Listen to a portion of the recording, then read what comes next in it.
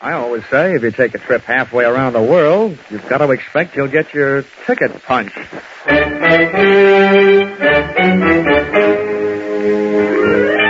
This is another in the adventures of America's fabulous freelance insurance investigator, Johnny Dollar. At insurance investigation, Johnny Dollar is only an expert. At making out his expense account, he is an absolute genius.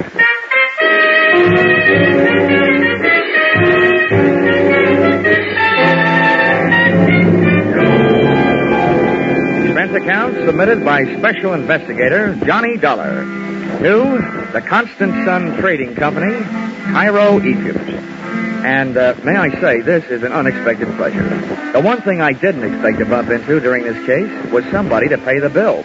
It started out being my answer to a fire alarm rung 12,000 miles away by an old wartime friend. It wound up being a game of who gets killed first, with a bunch of guys who suddenly declared themselves a small peacetime war.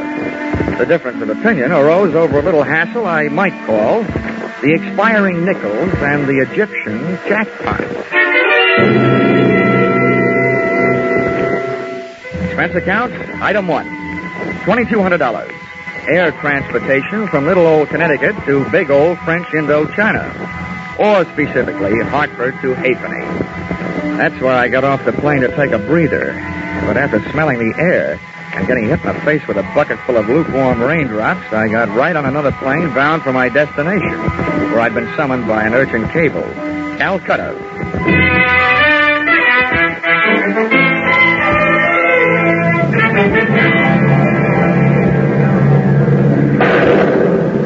We took off on instruments in the downpour of a drenching monsoon. It was like climbing up a waterfall, blindfolded. We got chased up to 20,000 feet, clear up into the penthouse, by a batch of black-hearted thunderheads laced with lightning. And there we stayed, sucking oxygen for 9 dreary hours, and waiting for the moment we'd get off our island in the sky.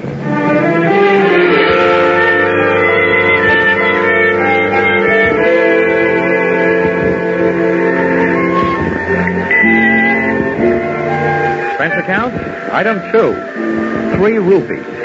Transportation from airport to the address of old friend who had summoned me. A place you'd never expect to find trouble. In church. And what a church. 2 Quonset huts on Chowrangi Road. A couple of dozen wooden benches, a retired USO Hammond organ, and, most important, its pastor. A guy I'd met when I was calling the CBI Theater my home away from home, Chaplain Joe Blessings. Johnny, it's good to see you. A long time, Joe. Too long. You haven't changed a bit since you were passing out those SL slips to unhappy GIs. So you did decide to stay out here after all. Yeah, I decided the East Indian brand of soul needed a little more saving than the kind I used to know back in Magnolia, Tennessee. Now, come on in the office, Johnny. It was good of you to come right over. You must be wondering why you did. Well, your cable did start a worry or two, Joe. You know, when an ex-soldier gets the trouble call from a chaplain, something's really wrong. What's up? Sit down. Johnny, tell me, how'd you like to do some work in my department? Wait a minute. I wouldn't know where to start. I'm asking you to save a man's soul and to save another man's life while you're doing it. Why me, Joe? Why did I ask you to come all the way from Hartford, Connecticut? Well, Johnny, the ways are devious. There wasn't time for me to do anything else. Huh? If I'd gone through the proper channels here, if I'd become involved with all the inevitable red tape, well, there just wasn't time. Johnny, there's a man in Cairo waiting to be executed at dawn day after tomorrow for a murder he didn't commit. And here in Calcutta is a man who not only witnessed that crime, but has in his possession the evidence that can save that man from swinging. Uh-huh. Who is this man on the flying rope end? Lionel Brooke Nichols. He's the president of a vast enterprise called the Constant Sun Trading Company. Now, Johnny, I wasn't ignoring the fact that you work for a living. I'm sure that if you're successful, you can name your own price. This is not a colloquialism, Johnny, but Mr. Brooke Nichols has nothing but money. I didn't realize that such big men got into such big trouble. Oh, he didn't get into it all by himself. Huh? Oh, no. No, this particular big man had the bad luck to have a fun-loving cousin who'd like to see him out of the way, and the faster the better. Name of? Miles Atkinson. He must be some sort of big wheel in the Egyptian government. That's all I know about him. Except that to gain control of the Constant Sun Company, He would move heaven and earth to see Brooke Nichols dead. Well, I don't care what he does with the earth, but I guess I can't stand by and let him mess around with your heaven. Now, let's get down to cases. What about this dude here in Calcutta, the witness with the evidence? Well, his name's William Briggs. He's a very sick man, Johnny. Mm-hmm. Knowing that he might die soon, and it looks like he might. He's had a sudden rush of conscience to the mouth. He wants to talk. Evidently, he's decided that since it's too late to save his body, he'd better do a quick job on his soul. And I nurse him to Cairo, is that it? No. I'm sending a young assistant of mine who'll take that job off your hands. I think you'll like him, Johnny. Now, I want you to get Briggs to the right officials. Arrangements have been made for an ambulance to meet you in Cairo. And, well, we chartered a cargo plane to take you there. Now, the pilot says he can get you there by tomorrow night. Well, I spent so much time in the air getting here that it shouldn't make any difference. But why a cargo plane? Why not a passenger plane? They have nice soft seats. So, Johnny, the airlines refuse to transport a leper.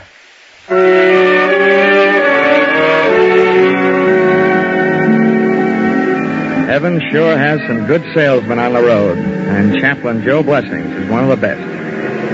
Before I knew it, a big Horizons Unlimited plane was lifting off the runway at Calcutta, and I was in it, sitting on a suitcase that looked like I'd never have time to unpack. The invalid Briggs was forward, being bedded down under the gentle hand of Chaplain Joe's assistant, Frankie. Well, that is done. And I give up me Saturday afternoon at Belmont Park for this. You're in luck, Frankie. Think of all the losers you missed betting on. Mr. Dollar, you have the philosophy of a man who has never enjoyed the exquisite thrill of losing his last $2 upon a horse who was retarding the improvement of the breed. Young man, you've never heard of the Bluegrass branch of the Dollar family? Kentucky, sir. Mr. Dollar, sir, if it were not for a certain horse from Kentucky named Breezy Boy who ran a very poor eighth at Rockingham, I would not only be a Kentucky colonel, I would be a Kentucky general, passing the time of day with my esteemed co-general, 3-star Hennessy. Here. What's this? Whose briefcase? Briggs, he wants you should take care of it. Now, what's in it? What's in it should be in a holster. How do you know? Mr. Dollar, I got a sense of feel. Besides, I looked. It's a Luger. A Luger, huh? Yeah. Off that, I'd say we are now in possession of the evidence. The murder weapon, in person. Exhibit A. Oops. Still loaded.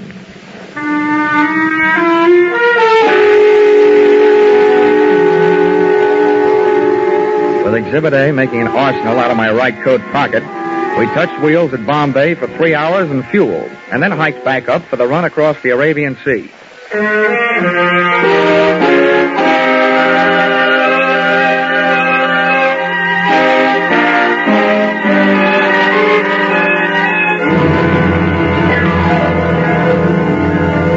Landfall high on the coast of Saudi Arabia, and the freight of the Cuff shoreline led us on to the Queen of Sheba's old hometown, Aden, where we sat down again for service, airplane and personal. Frankie and I got our sick man Briggs out and into the shade of a hangar, figuring he could use a breath of fresh air.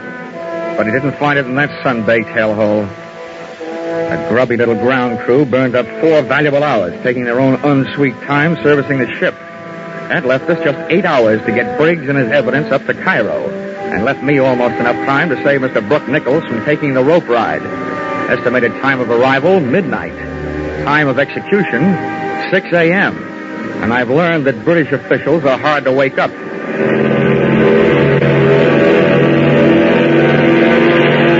pilot stood the ship straight on its tail and made a fighter takeoff getting out of there. We were 40 minutes out of Aden, about 5,000 feet above the Red Sea, when we ran into what I've learned to expect in my business, the unexpected. Well, could either of you gentlemen tell me where I pay my fare? Well, where did you come from?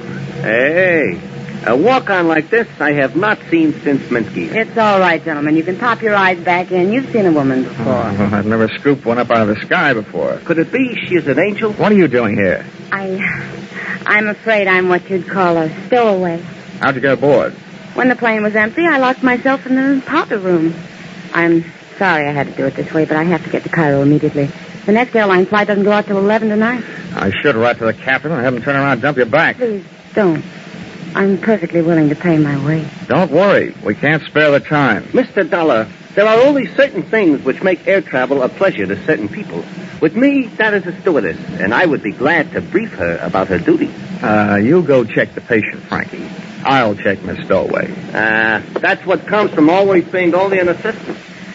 I noticed that poor man on the stretcher when you took him out. Who is he? Never mind. What's your name? Fate Fabian. What's so important you've got to get to Cairo this way? Sorry, Mr. Dollar, that's a secret. It's also a secret how you get into that tight little dress you're wearing. I'm glad you like it. A dress, yes. Secrets, no. When I find myself in an airplane with a stowaway, I smell trouble. That trouble you smell costs $85 an ounce. Now, listen, save your sharp talk for a cocktail lounge. Don't waste it here. You must think I'm kidding. This is serious. You're flying across international boundaries. Now, who are you?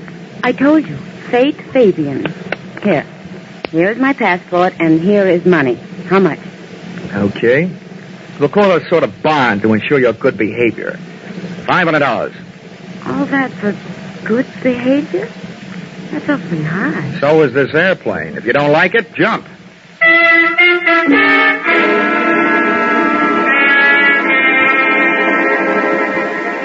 She didn't jump. And after 7.5 more droning hours, I was glad of it. Fate Fabian was all woman, all beautiful, all in a pretty nice relief from watching the time run through my wristwatch. She spent most of the trip sharing my suitcase with me.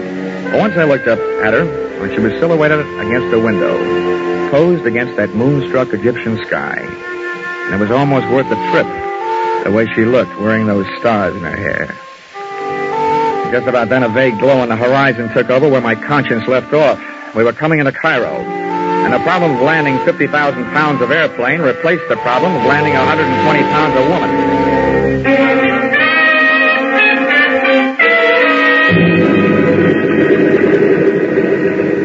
I've never learned how to hold back a sigh of relief when I hear those big tires take a hole in the runway. And I sighed another one when I saw an ambulance standing by at the parking ramp. By the time the loading platform was pushed into place and the door opened, the ambulance was backed up, ready to receive Briggs. Oh, are you the chap bringing Mr. Briggs in from Calcutta? Yeah, that's right. Never mind the stretcher. He's on one. Oh, right, sir. We'll fetch him off then. Come along, Roscoe. Come in. You all ready to go, Frankie? Mr. Dollar, watch your language. That is not the thing to say about Mr. Briggs. But he will look at home in that ambulance. Now then. Oh, congratulations upon the trip, Governor. Thanks. Take the other end, Roscoe. We'll hoist the poor chap out of here. Here we go now. Hey, I'd better check with the pilot, Frankie. Give these guys a hand, will you? They may need it getting down that ramp. Anything that moves me toward the end of this is a pleasure. Easy now. You want me to help lifting him in? Hey, Mr. Dollar, these guys ain't just plain ambulance drivers.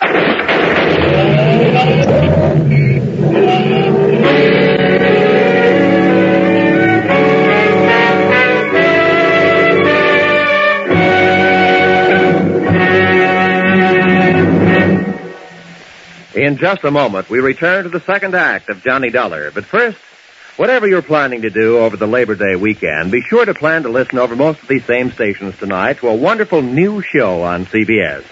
It's Horace Height's original Youth Opportunity Show, a full half hour of fun and excitement. You'll get the thrill of a lifetime hearing talented young Americans get the chance of a lifetime.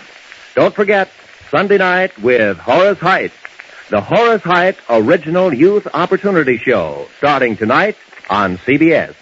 Tune in this fall for the shows that you love best of all. Listen carefully, here's the address. It's CBS.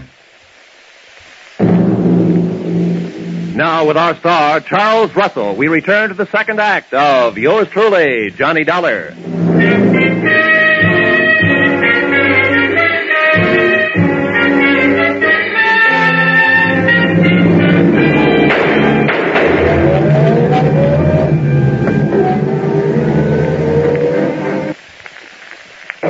I had made 4 steps toward the cockpit when I heard Frankie yell, and a half a step back toward the door when I heard the shots.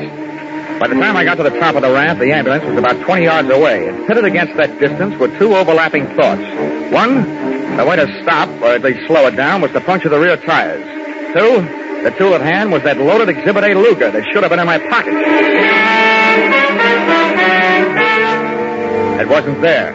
I looked around, didn't see it. But I thought I knew where to find it. Come on, open up, or I'll put this fire extinguisher through that door. And if your head isn't in the way, I'll get that neck. Wait a minute. Mo, don't use the same hiding place twice. It could be that I wasn't hiding. And it could be that purse is now holding a Luger. Give me it. Yeah. Now all I need is to hear you say you don't know how it got there. I don't know how it got there. That does it. Come on, you're coming with me. Come on, get going. Ouch! You don't have to do that. What I did have to do was dig up some transportation. It turned out to be a taxi whose driver had slept through the excitement, and therefore was the only one at the hack stand. I think he was still asleep when I gave my unwilling companion an ungentlemanly shove into the rear seat, and we left.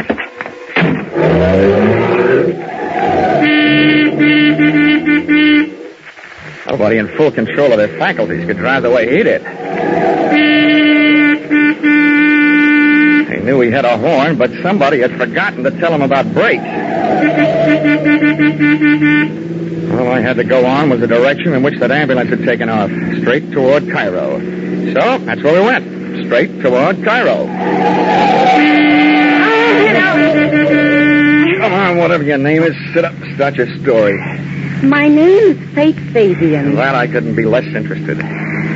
What I want to know is where those friends of yours take Briggs and Frankie. I have no friends. I can believe that.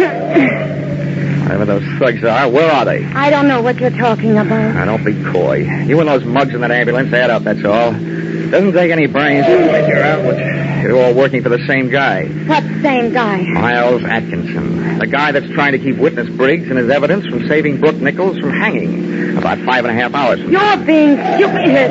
Maybe so.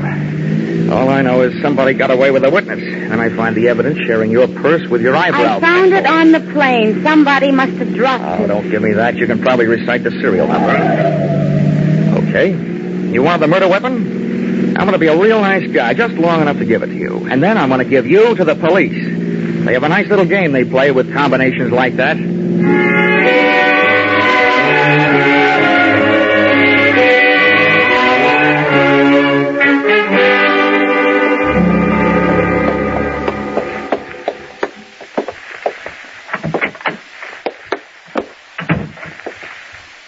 Hello. Are you the chief inspector? I am. This girl keeps telling me her name is Faith Fabian. How do you do, Inspector? I've looked forward to this. I'll bet. My name is Johnny Dollar. I'm looking for somebody who knows the Brooke Nichols case. Well, you certainly came to the right place. I know about the Brooke Nichols case. Well, that's what I'm here about. You can bust that case wide open, Inspector. Brooke Nichols is innocent. Now, here. This Luger is all the evidence we'll need. Thank you, Mr. Dollar. One thing you'll still have to help me find, though, is a man named Briggs. He was an eyewitness to the murder. I brought him all the way from Calcutta, and somebody put the snatch on him at the airport. Not only that, they grabbed the guy who was helping me. Oh, yes. Yes, that would be the obstreperous young gentleman you call Frankie. Oh, you know where he is? Oh, yes, indeed I do. Then he's all right. Yes. If you could call a man all right when he's just been arrested for the murder of Mr. Briggs. Murder? Yes. Mr. Briggs was shot in the ambulance that took him from your plane. Hey, what is this? This is a very good time for both of you to remain perfectly still, Mr. Dollar. After you raise your hand, Miss Fabian, you needn't bother. There's hardly enough of that dress to conceal all of you, let alone the weapon. Thank you. Mr. Dollar, this is what a romanticist would call a poetic injustice. You see, this Luger, the evidence, as you call it, happens to belong to me. But that's the murder weapon. Who are you, anyway? Chief of Inspectors Miles Atkinson. Miles Atkinson. Oh, no. Oh, yes. I fly 5,000 miles from Calcutta to put you in the hands of the police. And you turn out to be the police. Yes. Bloody convenient, isn't it? Not for me, it isn't. Steady, old boy. You know, this gun was probably the most fortunate purchase I ever made in my life. First, it killed a man who was in my way. Then, because it disappeared, it made it possible for me to establish false evidence, ostensibly proving that my esteemed cousin, Brooke Nichols, was guilty of the murder. And now, his death by hanging will place in my hands the controlling interest of the Constant Sun Trading Company. Quite a bargain. Thank you, Mr. Dollar. Not you, the gun. Which I shall now put to its final use. And after it is disposed of you two, I shall dispose of it. That was the prettiest confession I've ever heard. I'm surprised that a chief inspector and bargain hunter should sell himself out so cheaply. What do you mean by that? That the confession was complete, voluntarily made in front of witnesses, and that we are leaving with it, and that you are coming with us. Hey, Fate, baby, take it easy. No sense going on the make for a hot bullet. Mr. Dollar is right. I warn you, the one who moves first dies first. Very well. Hey, one step closer, Miss Fabian. I'm not afraid of you. All right, you asked for it. Now take it. What is this? No use, no bullet. No, you can't stop me now. You won't. It's been ladies' day so far, now it's boys' Look time. how he's starting to die.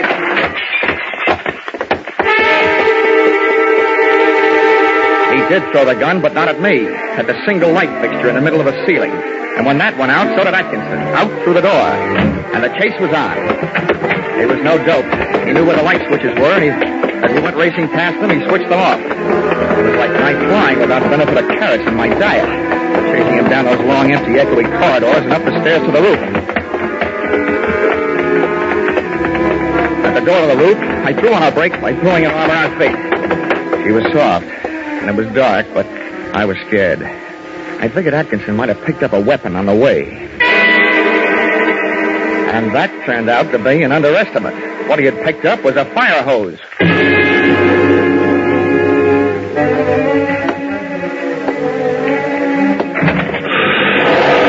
When we stepped through the door, we got hit by a big fat bolt of liquid lightning. A couple of 100 pounds of water backed up by a couple of 1,000 pounds of pressure. It felt like a salmon swimming upstream to spawn. Over at the edge of the roof, braced against the low parapet, was Atkinson, using all his weight to keep the writhing nozzle from flipping him around. He was just one man on a fire department's errand.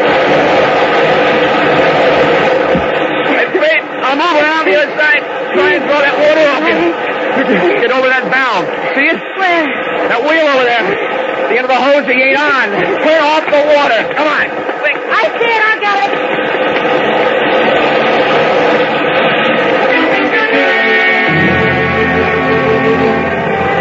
Instead of dropping away to a dribble, the hose suddenly snapped its muscle up to its hardest as a driving surge of water went through it. And before Atkinson could get himself untangled from the canvas and rubber snake, it snapped him over the parapet, off the roof, and high into the night. Hey, Fate! Turn off that water!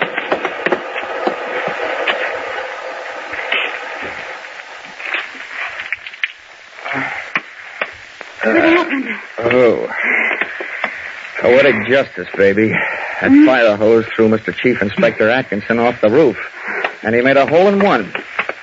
Right through that gallows down there. The same gallows from which Brooke Nichols was supposed to hang in a few hours. That's horrible. Let's move away from here. Hey, wait a minute. That's not like you.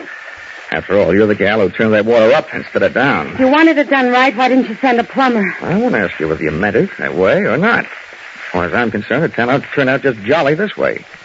Oh, and while I'm at it, I'd like to thank you for taking such a brave chance with my life downstairs in the office. Oh, really, Mr. Dollar? I knew that gun wasn't loaded. I unloaded it myself back in the powder room in the airplane. Just before you accused me of trying to steal it, remember? The next time I take a shower, I promise to wash my mouth out with soap. So now I figure it's also about time you came clean. Really, now, who are you? I'm sorry. My name is still Fate Fabian. All right, you've made a sale. Your name is Fate Fabian. Well, what's your interest in this case? No interest at all. It's just part of my job. They do hire people to police the police, you know. I happen to be one of those people. Do you want to see my credentials? Your credentials look all right to me, baby.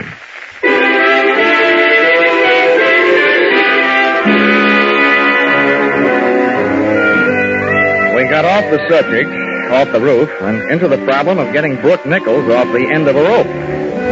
After going through those motions, and that gal made all the motions, including retrieving young Frankie to the pokey, I kissed Fate Fabian goodbye, just for luck. And receiving no interest on that investment, we headed back to the airfield.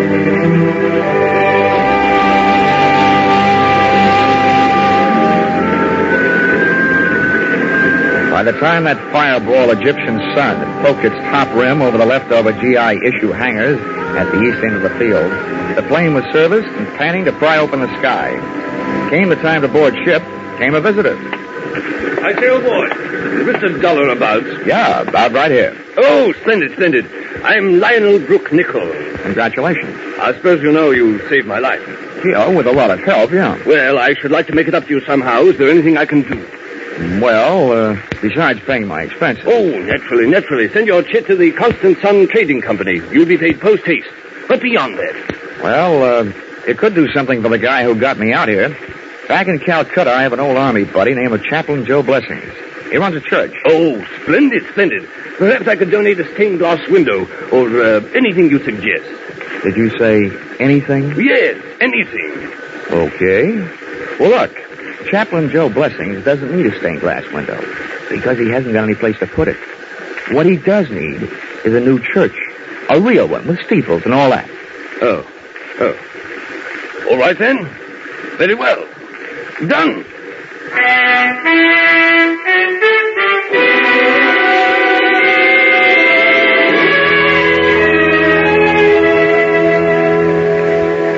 Expense account, item 3. Same as original entry. Transportation from the land of the Sphinx to the land of the free, by way of Calcutta, where I delivered a happier, though wiser, Frankie. Received the blessings of Chaplain Joe Blessing, and ordered a custom-made, lightweight, pearl-handled blackjack in blue suede, and inscribed, "To Fate Fabian," with the hope that you will never fail to supply the black to go with this blue. Love, J.D. Well, I guess that's all. Expense account total. Oh, wait, there's one more. Expense account item 4, $10. Paid to Cassidy's Pawn Shop, Hartford, Connecticut, for purchase of one Hawk Air Medal.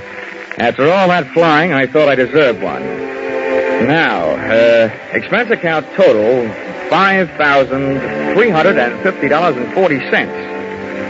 If you don't think the founder of your company is worth that, kindly suggest someone who might. Yours, truly, Johnny Dollar.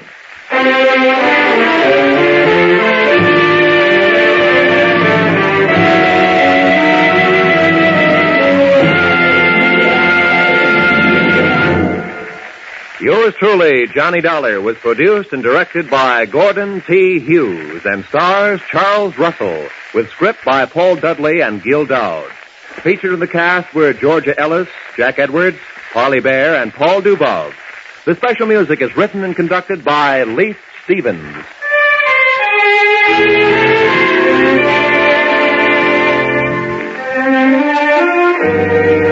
Be sure to be with us again when Johnny Dollar returns to the air after a short vacation. Listen on Saturday, October 1st, when another most unusual expense account is handed in by Yours truly, Johnny Dollar.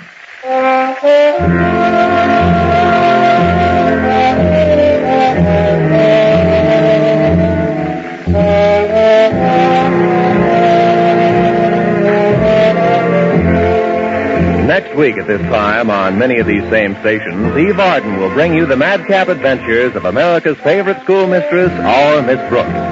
Miss Arden, who has been heard later on Sunday evening for more than a year, is moving to this new time, and CBS cordially invites you to hear her and her famous brand of comedy. To make sure, consult your local newspaper listings next Sunday for the new time, when you'll hear Eve Arden and our Miss Brooks. Now, stay tuned for Your Hit Parade on Parade, which follows immediately over these same CBS network stations. This is Roy Rowan speaking. This is CBS, the Columbia Broadcasting System.